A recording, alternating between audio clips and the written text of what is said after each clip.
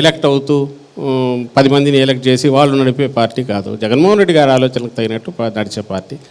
అందులో కొంత సహజంగానే తనకు సన్నిహితంగా ఉండేవాళ్ళు, తను రిలై కాగలిగిన వాళ్ళు, వాళ్ళ మీద అప్పచెప్తే బాధ్యతలు అప్పచెప్పచ్చు.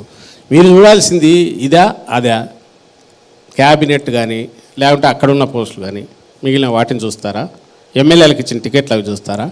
ఇక్కడ బాధ్యత మేము నిర్వర్తించేది పవర్ కాదు, బాధ్యత, బరువు మోస్తాం. అంటే ఆ బాధ్యత చూసే వాళ్ళు ఇతర సామాజిక వర్గాలు లేరు. ఖచ్చితంగా ఇప్పుడు బొత్సలేరా, బొత్స ఉన్నాడు, ఆయన తిరుగు ఇచ్చేస్తున్నాడు.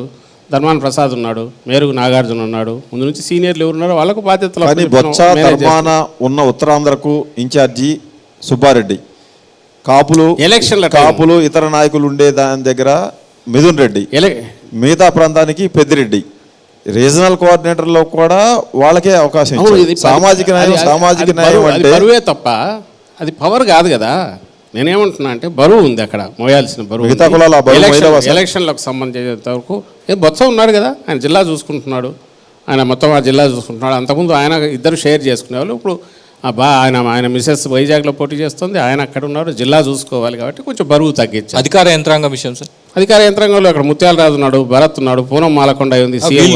కోర్ నిర్ణయాలు తీసుకున్నారు అంటే సిఎస్ కానీ వేస్తున్నాం. చంద్రబాబు నాయుడు వేసిన ముద్ర ధనంజయ రెడ్డి అక్కడేం లేదు.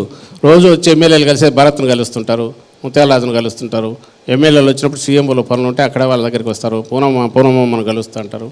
వీళ్ళందరూ ఉన్నారుగా చాలామంది. అంటే సీనియర్లను కాదని ఆ పేర్లు ఎందుకు కనిపించావో అర్థం కావట్లా. నేను చెప్పిన పేర్లు వాళ్ళు ఐఏఎస్లు, వాళ్ళు సీనియర్ వాళ్ళు ఉన్నారు కానీ సార్ తిరిగేదంతా చంద్రబాబు నాయుడు క్రియేట్ చేసే ఇంప్రెషన్. మీరు అడిగేవన్నీ కూడా ఇదే కాదు, పరదాల ముఖ్యమంత్రి అన్నారు.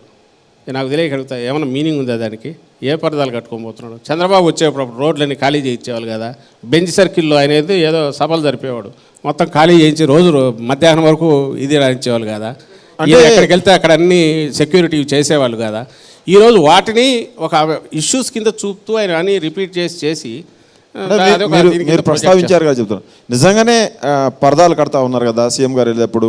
నిజంగానే సీఎం ఒక మీటింగ్కి వెళ్తే అక్కడ చెట్లు కొట్టేస్తా ఉన్నారు కదా. నిజంగానే సీఎం హెలికాప్టర్లో వెళ్తుంటే కింద ట్రాఫిక్ ఆపేస్తున్నారు కదా. నిన్న పొన్నూరులో మీటింగ్ సీఎం గారిది, తెనాల్లో ట్రాఫిక్ ఆపేసారంట. 40 కిలోమీటర్ల దూరంలో ఉన్నది. అక్కడ ఎందుకు ఆపుతారు? ఈరోజు పేపర్ నిండా రిపోర్ట్ అయ్యింది, ఫోటోలు కూడా ఏ పేపర్లో వచ్చింది? అదే నేను అంటున్నా, ఈనాడు, ఆంధ్రజ్యోతి ఏవైతే పొద్దున లేసినాల నుంచి అబద్ధాలు వండి వారుస్తున్నాయో వాళ్ళ దాంట్లో వస్తుంది. ఇది ఇంతకుముందు జరిగినప్పుడేమో అప్పుడు కనపడలేదు, ఈరోజేమో ప్రతిదీ నార్మల్గా జరిగేది. ఓ సీఎం సెక్యూరిటీకి సంబంధించి ఏది చేసినా కూడా అదొక ఇష్యూ అవుతుంది. ఈయనైతేనే ఆ రోజు మీకు తెలుసు, మీడియాలో మీరు కవర్ చేసింటారు. ఆ రోజు మేము ఎందుకని లేదంటే అవి కాదు, పబ్లిక్కి సంబంధించిన ఇష్యూస్ మీద అనేవాళ్ళం ఎక్కువ, అంతేగాని ఇది పట్టించుకునే వాళ్ళం కాదు. నువ్వు చేయాలంటే ఇదే ఇష్యూ చేస్తావు. నాకు తెలియక అడుగుతాను, రాష్ట్రంలో క్రైమ్ ఏదైనా జరుగుతుంది, ఎక్కడో సంబంధించి కింద గొడవ జరిగితే దాన్ని తీసుకొచ్చేసి బ్యాన్ ఐటమ్ 2 రోజులు చేసి ఘోరం జరిగిపోయింది, 4 సార్లు చేసి అదే నిజమని చెప్పి మళ్ళీ ప్రచారం చేసి దీనికి నేషనల్ కమిషన్కు రిప్రజెంటేషన్ చేసి ఒక ఇష్యూ తయారు చేస్తున్నారు. ఓ పొలిటికల్ పార్టీ బిహేవ్ చేసినట్టు తెలుగుదేశం పార్టీ ఎక్కడన్నా చేస్తుంది. రెస్పాన్సిబుల్ పొలిటికల్ పార్టీ బిహేవ్ చేసినట్టు అస్సలు చేయట్లేదు. బహుశా కంట్రీలో, ప్రపంచంలో కూడా ఇంత వర్స్టు అది రాజకీయ పార్టీ ముద్ర వేసుకుని ఉన్న ముఠా ఎక్కడన్నా ఉంటుంది.